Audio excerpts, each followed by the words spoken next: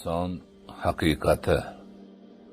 Inson uchun baxtli hayot manbaini izlashdan oldin o'sha inson degan zotning asli, haqiqati, maqomi, mas'uliyati va boshqa unga oid tushunchalar haqida bir to'xtamga kelib olish kerak bo'ladi. Ba'zi bir qo'shtirnoq ichidagi ilmiy nazariyalarda inson mehnat natijasida rivojlanib qolgan maymun deyiladi. Shuningdek, inson gunoh qilib qo'yib, Allohning g'azabiga uchragan maxluq. U bu dunyoda faqat o'sha gunohini yuvish uchungina yuribdi. U o'zini qancha ko'proq qiynasa, tarki dunyo qilsa, shunchalik o'ziga yaxshi bo'ladi degan gaplar ham bor. Islom aqidasiga ko'ra esa, inson Alloh o'z qo'li bilan yaratgan, o'z ruhidan jon puflagan, maxluqotlarning afzali va mukarrami etgan, yer yuzida o'zining o'rinbosari qilib qo'ygan oliyjanob bir zotdir. Alloh taolo insonni o'z qo'li bilan yaratgani haqida xabar berib, Qur'oni Karimning Sod surasida quyidagilarni aytadi. Auzu billahi minash shaytonir rojim. Bismillahirrohmanirrohim. قال يا إبليس ما منعك أن تسجد لما خلقت بيدي أستكبرت أم كنت من العالين. Ey iblis, o'z ikki qo'lim bilan yaratgan narsaga sajda qilishingdan seni nima man qildi? Mutakabbirlik qildingmi yoki oliylardan bo'ldingmi? dedi. Ha, Alloh taolo insonni o'z qo'li bilan yaratgandir. Uni ulug'lab farishtalarni unga sajda qilishga amr qilgandir. Insonga sajda qilmagan iblisni itob qilib o'z dargohidan quvgandir. Alloh taolo Sajda surasida insonning yaratilishi haqida xabar berib aytadi. ثم سواه ونفخ فيه من روحه. So'ngra uni rostladi va uning ichiga o'z ruhidan pufladi. Ya'ni Alloh taolo uning ichiga o'z ruhidan jon pufladi. Inson uchun bundan ulug' sharaf bo'lishi mumkin emas. Ha, insonning yaratilishini, shakli shamoilini Alloh taoloning o'zi to'g'rilagandir va unga jonni o'z ruhidan puflagandir. Alloh taolo insonni yaratishidan ko'zlagan maqsadi haqida farishtalarga qilgan xitobini Baqara surasida quyidagicha bayon qiladi. وَإِذْ قَالَ رَبُّكَ لِلْمَلَائِكَةِ إِنِّي جَاعِلٌ فِي الْأَرْضِ خَلِيفَةً. Esla, vaqtiki Robbing farishtalarga, albatta men yer yuzida xalifa qilmoqchiman dedi. Ushbu oyat karimadan Alloh taolo odamning o'zining yer yuzidagi o'rinbosari, xalifasi bo'lishini iroda etgani ma'lum bo'layapti. Demak, insonga ulkan ishonch bildirilgan. U ulug' Allohning xalifasi bo'lishdek oliy maqomga loyiq ko'rilgan. Bunday marhamatning o'ziga yarasha buyuk mas'uliyati ham bo'ladi. Inson shuni anglagan holda uni xalifa qilib qo'ygan zotning topshiriqlarini bajarmog'i, yaratgan zot unga munosib ko'rgan oliy maqomga dog' tushirilmaslikka harakat qilmog'i kerak. Inson Alloh taolo tomonidan yaratilgan mavjudotlarning gultojidir. Dunyodagi qolgan barcha narsalarni Alloh taolo inson foydasi uchun yaratgandir. Qur'oni Karim bu haqda ham ochiq-oydin bayonot beradi. Alloh taolo Josiya surasida quyidagilarni aytadi.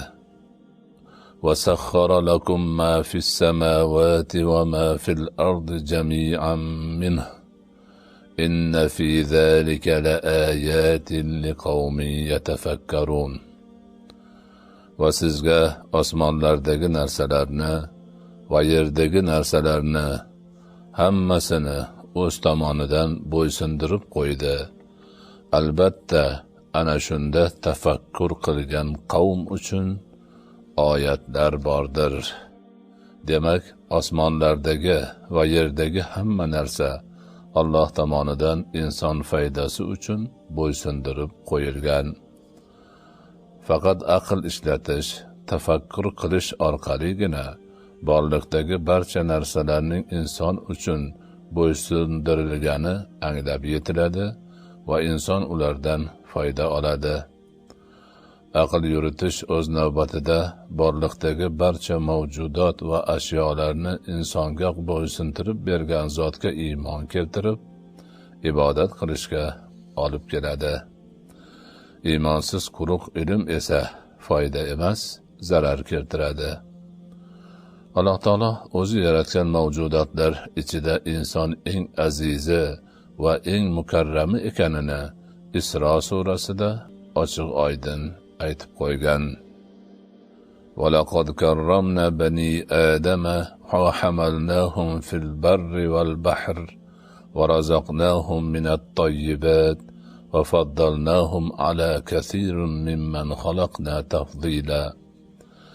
Batahqiq biz Bani Odamni aziz va mukarram qilib qo'ydik va ularni quruqligu dengizda ko'tardik, hamda ularni pok narsalardan rizqlantirdik va ularni o'zimiz yaratgan ko'p narsalardan mutlaqo afzal qilib qo'ydik. Alloh taolo borliqdagi turli tuman mavjudotlarni bir-biridan afzal qilib yaratgan zotdir. Ana o'sha zot ushbu oyati karimada odam bolasini borliqdagi hamma narsadan aziz va mukarram qilib yaratganining xabarini bermoqda. Batahqiq biz Bani Odamni aziz va mukarram qilib qo'ydik. Avvalo, odamning shakli, barcha a'zolarning tuzilishi uning aziz va mukarramligidan dalolat berib turadi. Boshqa mahluqotlarda bu shakl, bu mutanosiblik va bu kabi a'zolar yo'q. So'ngra Alloh taolo odamni o'z qo'li bilan yaratib mukarram qildi. O'z ruhidan jon puflab ulug'ladi. Bunday sharafga hech bir mahluqot muyassar bo'lgan emas. Shu boisdan ham inson aziz va mukarramdir. Alloh taolo yana odam bolasini o'zi bergan aql bilan mukarram qilib qo'ydi. Inson aqli bilan boshqa hamma mahluqotlardan ustun turadi. U Alloh taolo bergan aql ila turli tadbirlar qiladi, faoliyat ko'rsatadi, o'zi uchun kerakli bo'lgan narsalarni ishlab chiqaradi, boshqa mahluqotlarni o'z foydasiga ishlatadi. Bularning hammasi Alloh taolo insonni aziz va mukarram qilib qo'yganligining namunalaridir. Alloh taoloning odamni o'zining yer yuzidagi xalifasi qilishi ham shunga dalolatdir. Alloh taolo o'zining oxirgi tushirgan kitobi bo'lmish Qur'oni Karimda batahqiq biz Bani Odamni aziz va mukarram qilib qo'ydik deb e'lon qilishining o'zi ham katta obro', e'tibor, buyuk sharafdir. Va ularni quruqlik va dengizda ko'tardik. Alloh taolo quruqlikda ham, dengizda ham inson bolasi uchun turli ulovlarni yaratib, shunga binoan qonun qoidalarni joriy qilib qo'ydi. Inson quruqlikda turli hayvonlar va naqliyot vositalarida yurib, og'ir ishlarini yengillik ila bajaradi. Odamlarni ko'taradigan, unga ulov bo'lib xizmat qiladigan markablar Alloh taoloning maxluqlari bo'lib, ular Janobi Haq joriy etgan qonun qoida asosida ulov vazifasini bajaradi. Bu ham Alloh taolo odam bolasini aziz va mukarram qilganidandir. Shuningdek, Alloh taolo inson uchun suvda cho'kmaydigan turli moddalarni yaratib, ularga ma'lum shakllarni berishni ilhom etib, dengizlarda suzib yuradigan ulovlarni o'zi joriy qilgan qonun qoidalar asosida harakatlanadigan etib qo'ydi. Bu ham Allohning odam bolasini azizu mukarram qilganidandir. Hamda ularni pok narsalardan rizqlantirdik. Alloh taolo odam bolasiga barcha pok narsalarni rizq qilib bergan. Ularni sanab sanoga yetib bo'lmaydi. Inson bu pok rizqlardan to'g'ri foydalanib, ularni bergan zotga shukr qilsa, nihoyatda yaxshi bo'ladi. Ana shu son sanoqsiz pokiza rizqlarning berilishi ham Alloh taolo odam bolasini azizu mukarram qilib qo'yganidandir. Va ularni o'zimiz yaratgan ko'p narsalardan mutlaqo afzal qilib qo'ydik. Ya'ni odam boshqa maxluqotlardan mutlaqo afzal sanaladi. Afzallikda unga yaqin kela oladigan maxluqot olamda yo'q. Koinotdagi ulkan sayyoralardan tortib, osmon malaikalariyu yer yuzidagi barcha maxluqotlar odam bolasi uchun beminnat xizmatkordir. Islomda inson haqida so'z ketar ekan, Allohning qo'li ila yaratilgan oliy maqom zot nazarda tutiladi. Hayvonlar ichida eng betamizi bo'lgan maymundan tarqalgan qandaydir maxluq to'g'risida yoki gunoh qilib qo'yib, Allohning g'azabiga uchragan va bu dunyoda faqat o'sha gunohini yuvish uchungina yurgan, o'zini qancha ko'proq qiynasa, tarki dunyo qilsa, shunchalik o'ziga yaxshi bo'ladigan jonzot haqida so'z ketmaydi. Islomda inson haqida gap ketar ekan, ichiga Allohning ruhidan jon puflangan mo'tabar zot nazarda tutiladi. Islomda inson haqida gap ketar ekan, Allohning yer yuzidagi xalifasi, o'rinbosari bo'lgan zot nazarda tutiladi. Islomda inson haqida so'z yuritilar ekan, dunyodagi barcha narsalar beminnat xizmat qilishi uchun yaratilgan zot nazarda tutiladi.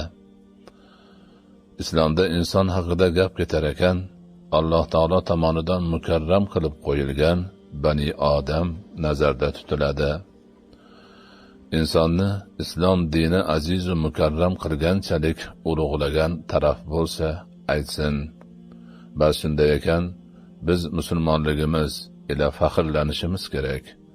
O'zimizning ulug' zot Alloh taolo tomonidan yaratilganimiz, uning o'zi bizga o'z ruhidan jon puflagani, yer yuzidagi xalifasi, o'rinbosari qilgani, butun borliqni bizga beminnat xizmat qilish uchun yaratgani hamda o'zi yaratgan narsalarni ichida bizlarni eng aziz va mukarram qilib